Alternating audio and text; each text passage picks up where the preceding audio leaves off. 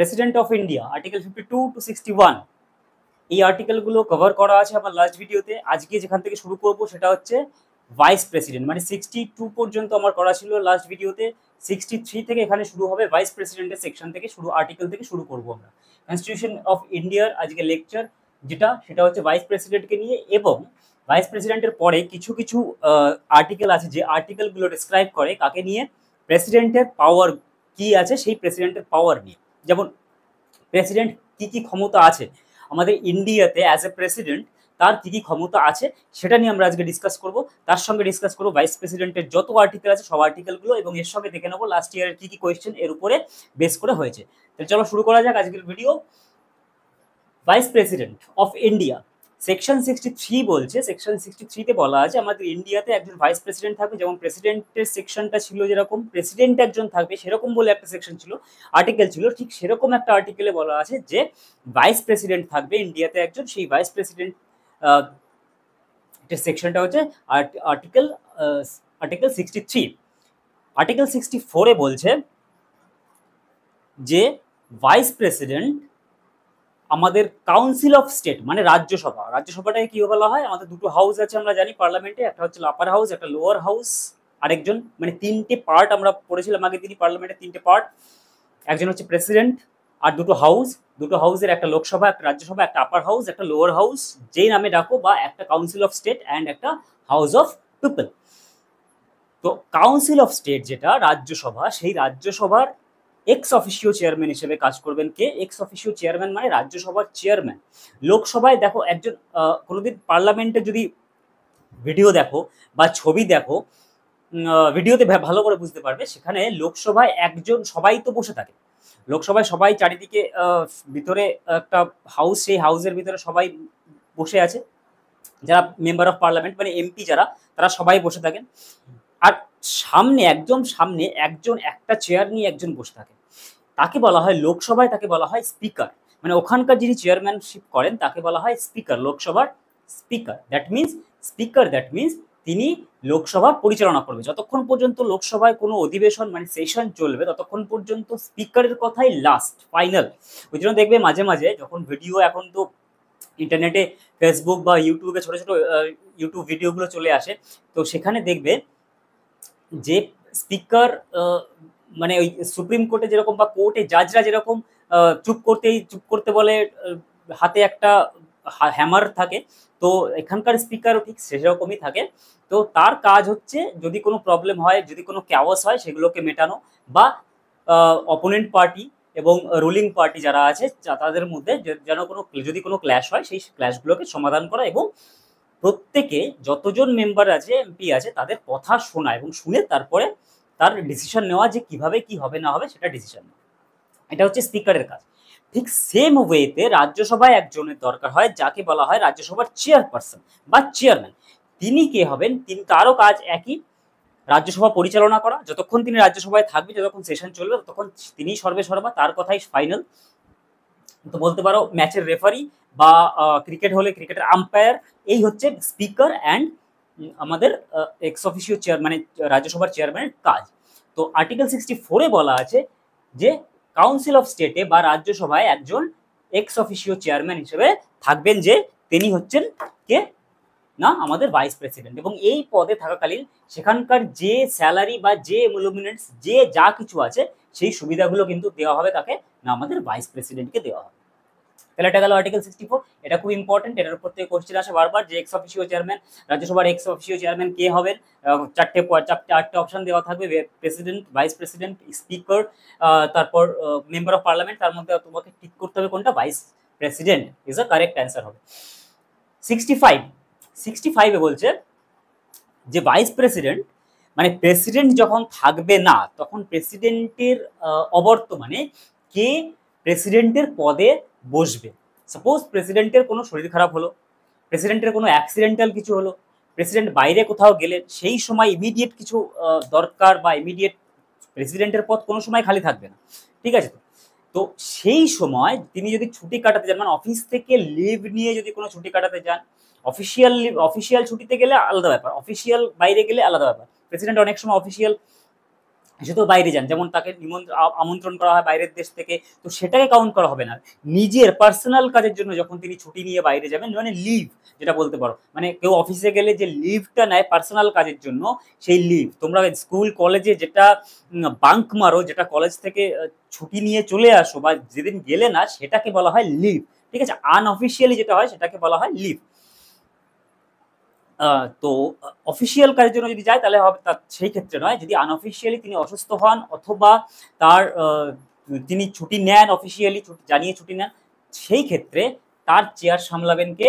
তার চেয়ার সামলাবে আমাদের vice chairman. অথবা যদি অন্য কোনো অঘটন ঘটে, যেমন তিনি মারা যান কোনো মানে তার পিরিয়ডের আগে, মানে পিরিয়ড শেষ হওয়ার আগে যদি মারা যান, তাহলে সেই ক্ষেত্রেও সেই চেয়ারে সেই সময়ের জন্য প্রেসিডেন্টের অ্যাজ এ প্রেসিডেন্ট কে বসবে চেয়ারে? অবশ্যই ভাইস প্রেসিডেন্ট। যদি ভাইস প্রেসিডেন্টেরও না থাকে, ভাইস প্রেসিডেন্টের সেই সময় যদি কোনো প্রবলেম থাকে, তাহলে সুপ্রিম কোর্টের চিফ জাস্টিস অফ ইন্ডিয়া। যদি তিনি তারও কোনো প্রবলেম থাকে, তাহলে হচ্ছে সিনিয়র মোস্ট জাজ অফ সুপ্রিম কোর্ট। তাহলে এই কয়টা অপশন থাকে, যদি প্রেসিডেন্ট না থাকে তাহলে কে চেয়ারে, প্রেসিডেন্টের চেয়ারে আমাদের বসবেন, এটা হচ্ছে ব্যাপার।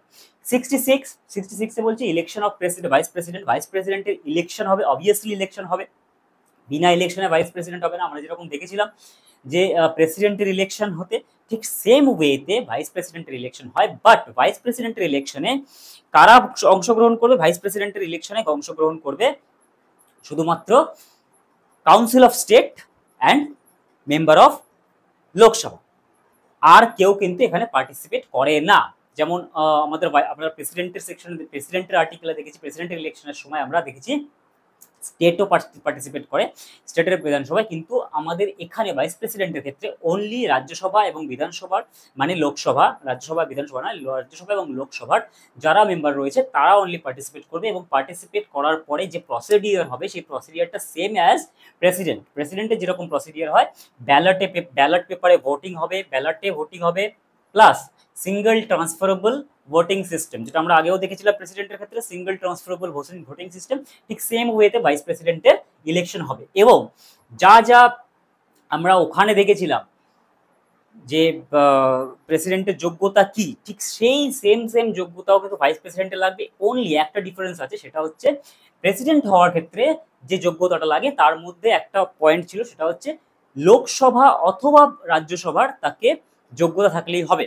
কিন্তু ভাইস প্রেসিডেন্টের ক্ষেত্রে সেটা পাল্টে কি হবে? সেটা পাল্টে যাবে সেই ক্ষেত্রে যে ভাইস প্রেসিডেন্ট হতে গেলে রাজ্যসভার তাকে মেম্বার হওয়ার যোগ্যতা তাকে দেখাতে হবে, তবেই সে রাজ্যসভার, যেহেতু রাজ্যসভার এক্স অফিসিও চেয়ারম্যান থাকে না, তো সেই জন্যই তাকে রাজ্যসভায় বসার, মানে রাজ্যসভার একজন মেম্বার হওয়ার তার যোগ্যতা দরকার হবে। তাছাড়া বাদ বাকি 35 ইয়ার্স অফ এজ এটা সেম থাকবে, তিনি আনসাউন্ড মাইন্ডেড হবে না, তিনি ইন্ডিয়ান সিটিজেন্স হবে। এইগুলো ভাইস প্রেসিডেন্টের ইলেকশনের যোগ্যতা কিন্তু লাগছে। তারপর কি বলছে? তারপর বলছে 67 term of office as per president 5 years. কত? 5 বছর। 5 বছরের জন্য তিনি ভাইস প্রেসিডেন্ট হিসেবে থাকবে, তারপরে তার রি-ইলেকশন হবে। যদি তিনি থেকে যান তাহলে তিনি থাকবেন, অথবা রি-ইলেকশন হয়ে অন্য কেউ আসবেন। এটা হচ্ছে term of office, that means হচ্ছে 5 বছর। 68 নট ইম্পর্টেন্ট, ওই জন্য দেখাইনি আমি। যেগুলো ইম্পর্টেন্ট একদমই নয়, যেগুলো পরীক্ষা একদমই আসে না, সেগুলো আমি কিন্তু এখানে বলছি না। যদি ডিটেলস আরও কিছু জানার দরকার হয় কমেন্টে করে জানাবে, আমি সবগুলো বলে দেবো। কিন্তু দরকার নেই 68-এর, তাই আমি এখানে রাখিনি। 69-এ বলছে ওথ, শপথ গ্রহণ করতে হয়, যেরকম প্রেসিডেন্ট শপথ গ্রহণ করেন, কাউন্সিল অফ মিনিস্টারের যত মেম্বার আছে সবাই শপথ গ্রহণ করেন, প্রাইম মিনিস্টার শপথ গ্রহণ করতে হয়, ঠিক ভাইস প্রেসিডেন্টকেও শপথ গ্রহণ করতে হয় আর্টিকেল 69-এর ইয়েতে। ইনি কার কাছে শপথ গ্রহণ করেন? ইনি প্রেসিডেন্টের কাছে শপথ গ্রহণ করবেন। কার কাছে? প্রেসিডেন্টের কাছে। 70, এবার ডাইরেক্ট 60, 70, 71 ইম্পর্টেন্ট নয়, 72-তে চলে আসছি। এবার ভাইস প্রেসিডেন্ট এখানে শেষ, ভাইস প্রেসিডেন্টের এখানে শেষ।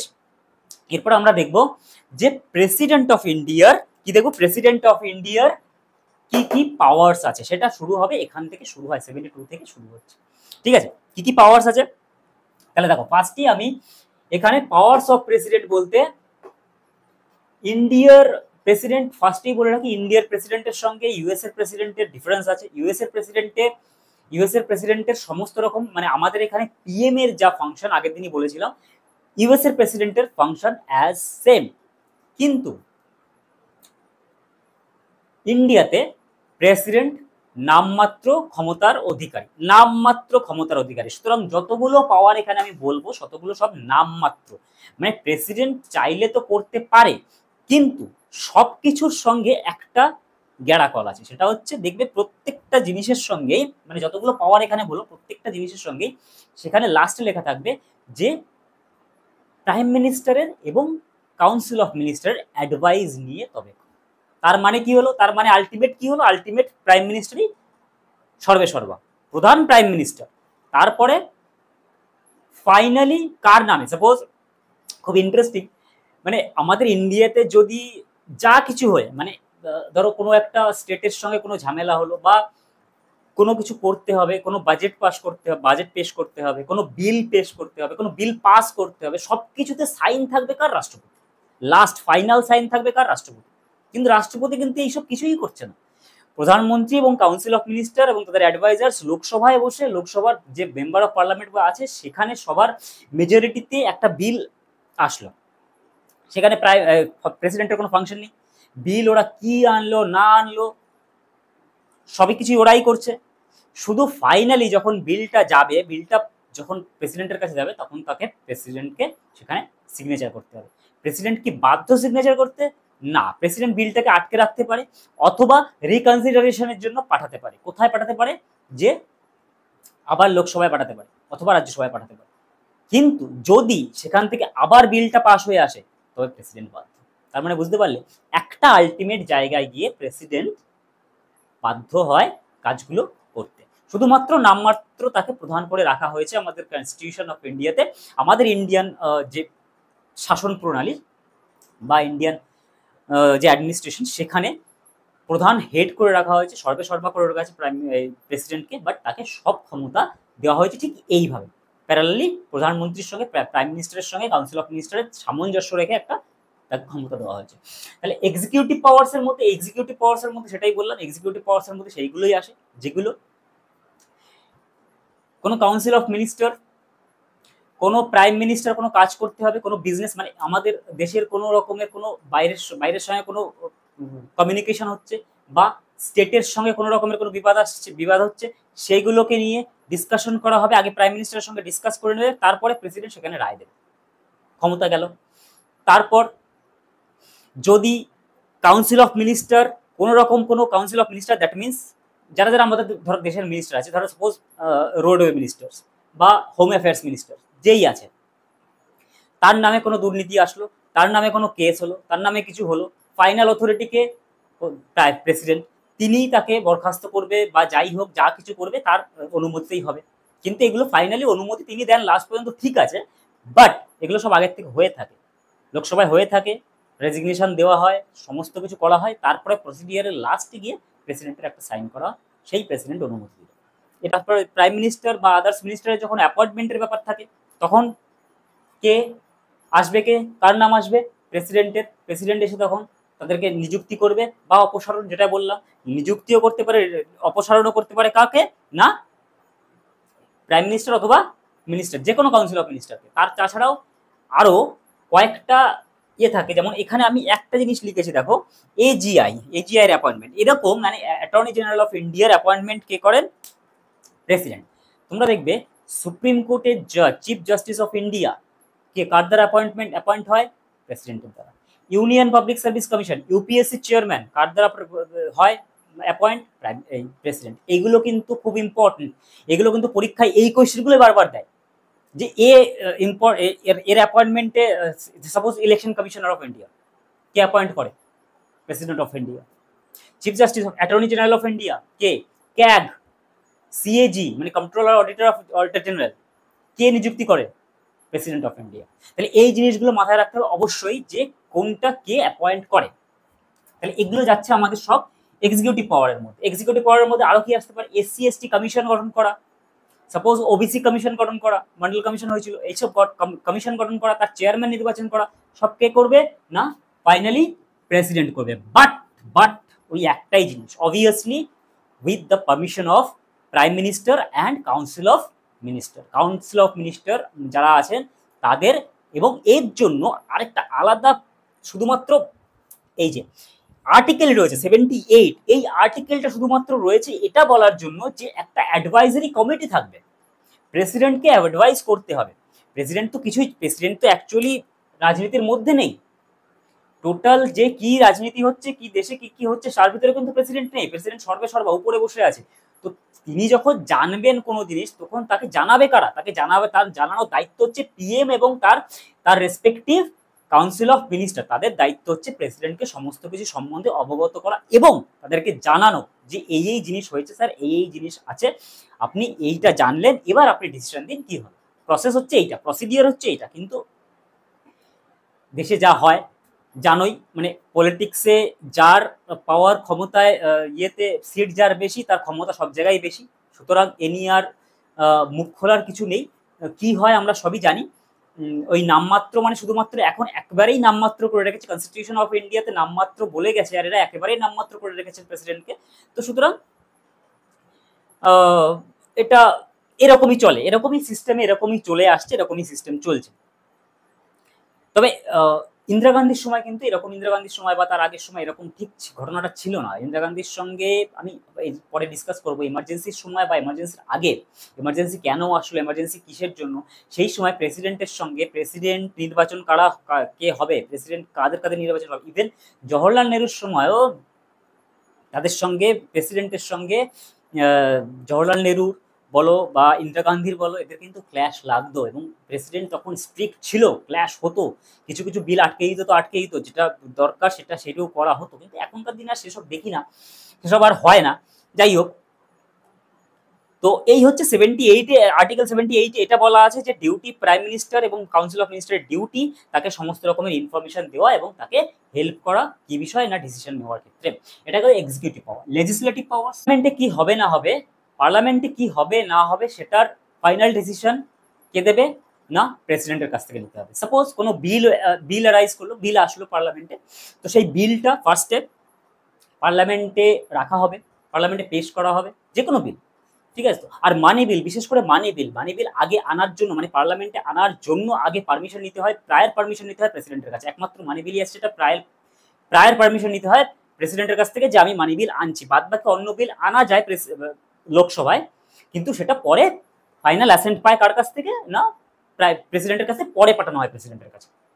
কিন্তু একমাত্র মানি বিল যেটা প্রেসিডেন্টকে আগে দেখাতে হয়, তারপর প্রেসিডেন্ট অনুমতি দিলে তবে মানি বিল প্রেজেন্ট হয় কোথায় না পার্লামেন্টে প্রেজেন্ট হয়।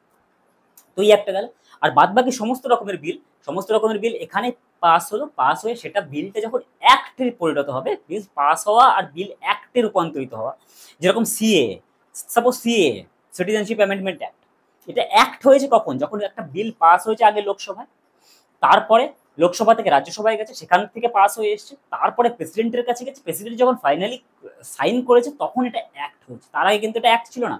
যখন ফাইনাল প্রেসিডেন্ট দ্বারা সেটাকে বিলটাকে পাস করে দেওয়া হবে এবং সেটা অ্যাক্টে রূপান্তরিত হবে, তারপরেই এটা অ্যাক্ট হবে, তার আগে এটা অ্যাক্ট হবে না, তার আগে বিল হিসেবে পড়েই থাকবে।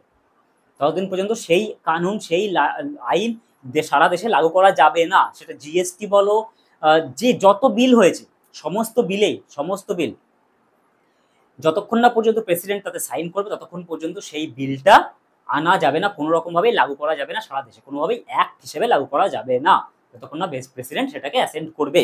তাহলে কি হবে, তাহলে বিল যাবে প্রেসিডেন্টের কাছে, প্রেসিডেন্ট কি করবেন, প্রেসিডেন্ট সেটাকে দেখবেন, যদি সঠিক মনে হয় বিল তাহলে সেটাকে তিনি পাস করবেন, যদি সঠিক না মনে হয় তাহলে সেটাকে তিনি রেখে দেবেন, চেপে রেখে দেবেন বিলটাকে চেপে রেখে দেবেন, অথবা সেটা রিকনসিডারেশনের জন্য পাঠাবে আবার কোথায়, আবার লোকসভায় বা রাজ্যসভায়।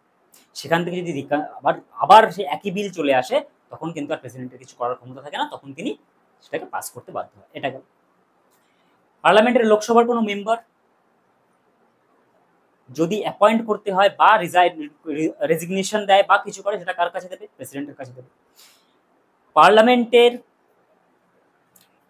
কিছু মনোনীত মেম্বার আছে অ্যাংলো ইন্ডিয়ান, যেমন লোকসভায় অ্যাংলো ইন্ডিয়ান আর রাজ্যসভায় আছে 12 জন নমিনেটেড মেম্বার্স। এদেরকে নমিনেট করার ক্ষমতা বা অ্যাংলো ইন্ডিয়ানকে নমিনেট করার ক্ষমতা কার কাছে আছে, প্রেসিডেন্টের কাছে আছে। এইগুলো হচ্ছে লেজিসলেটিভ পাওয়ার্স এর মধ্যে আসে। ফিনান্সিয়াল পাওয়ার একটা বললাম, একটা বলেই দিয়েছি, সেটা হচ্ছে মানি বিল যদি হয় তাহলে মানি বিল উইদাউট প্রায়ার পারমিশন অফ প্রেসিডেন্টের প্রায়র পারমিশন ছাড়া মানি বিল আনা যাবে না, ঠিক আছে। তাছাড়া কোনো রকমের কন্টিনজেন্সি ফান্ড থেকে যদি কোনো টাকা উইথড্র করতে হয় বা কিছু করতে হয়, তাহলে আগের থেকে প্রেসিডেন্টের অ্যাসেন্ট সাইন করা, মানে প্রেসিডেন্টের সায় নিতে হবে, নেওয়া আবশ্যক। এটা হচ্ছে ফিনান্সিয়াল পাওয়ারের মধ্যে যায়, ফিনান্সিয়াল পাওয়ারের মধ্যে। বা গভর্নমেন্ট যখন কোনো বাজেট পেশ করছে, সেই বাজেটটা প্রেসিডেন্টের অবশ্যই সাইন থাকতে হবে, প্রেসিডেন্টকে অবশ্যই জানিয়ে করতে হবে যে এই বাজেট, এই খরচা, এই খরচার এই জিনিস, সেটাকে জানিয়ে করতে হবে প্রেসিডেন্টকে। প্রেসিডেন্টের সাইন ছাড়া বাজেট পাস হবে না, ঠিক আছে। অ্যানুয়াল বাজেট, যেটা এক্সপেন্ডিচার বাজেট আমরা যেটা বলি। জুডিশিয়াল পাওয়ারে একটা জিনিস আসে, সেটা হচ্ছে সুপ্রিম কোর্টের একটা মানে অ্যাডভাইজিং বোর্ড থাকবে, যেরকম কাউন্সিল অফ মিনিস্টার এখানে অ্যাডভাইজারি বোর্ড আছে, সুপ্রিম কোর্টের একটা অ্যাডভাইজারি বোর্ড থাকবে, যারা প্রেসিডেন্টকে টাইম টু টাইম হেল্প করবে আইনি পরামর্শ দিয়ে, বিভিন্ন রকমভাবে আইনি পরামর্শ দিয়ে তাকে সাহায্য করবে। এটা হচ্ছে জুডিশিয়াল পাওয়ারের মধ্যে আসে। যদি প্রেসিডেন্টের কোনো সময় আইনি সহায়তার দরকার হয়, তাহলে সুপ্রিম কোর্টের যারা রয়েছেন, তারা, তাদের টিম, তাদের মেম্বাররা প্রেসিডেন্টকে গিয়ে সাহায্য করবে। তাছাড়া অ্যাজ পার আর্টিকেল 72, এখানে দেখো, pardon power, suspend, remit or commute, কোনো সেন্টেন্স দেওয়া হয়েছে কাউকে, supreme court of India, chief justice of India বলো বা যেই হোক না কেন, কোনো রায় দিয়েছে, সেই রায়টাকে একমাত্র খণ্ডন করার ক্ষমতা কার কাছে আছে? প্রেসিডেন্টের কাছে আছে। যদি সেটা লাইফ সেন্টেন্স হয়, যদি সেটা ডেথ সেন্টেন্স হয়, তাও মুকুব করার ক্ষমতা কার কাছে আছে? একমাত্র ভারতের রাষ্ট্রপতির কাছে আছে। আজমাল কাসাবের নাম মনে আছে? 26/11 মুম্বাই কাণ্ড। আজমাল কাসাব যে মানে জঙ্গি ছিল, যে অ্যাটাক করেছিল মুম্বাইতে, সেও লাস্ট পর্যন্ত, একদম লাস্টে সব যখন কোনো জায়গায় কোনো কাজ হয়নি, তখন তার অ্যাডভোকেট পার্ডন গ্র্যান্ট করেছিল এই আজমাল কাসাবের জন্য প্রেসিডেন্টের কাছে, তৎকালীন প্রেসিডেন্টের কাছে, কিন্তু সেটা অ্যাপ্রুভ হয়নি, কিন্তু করা হয়েছিল, তার মানে করতে পারে। নির্ভয়া কেস আরেকটা উদাহরণ। নির্ভয়া কেসের 4 জন যে মূল অ্যাকিউজ ছিল, সেই 4 জন প্রেসিডেন্টের কাছে, তখনকার প্রেসিডেন্ট ছিলেন প্রণব মুখার্জি, প্রেসিডেন্টের কাছে তারা আবেদন জানিয়েছিল তাদের লাইফ সেন্টেন্স দেওয়ার জন্য, ডেথ সেন্টেন্স থেকে তাদের লাইফ সেন্টেন্সে মুকুব করার জন্য। তাহলে এই হচ্ছে জুডিশিয়াল পাওয়ার।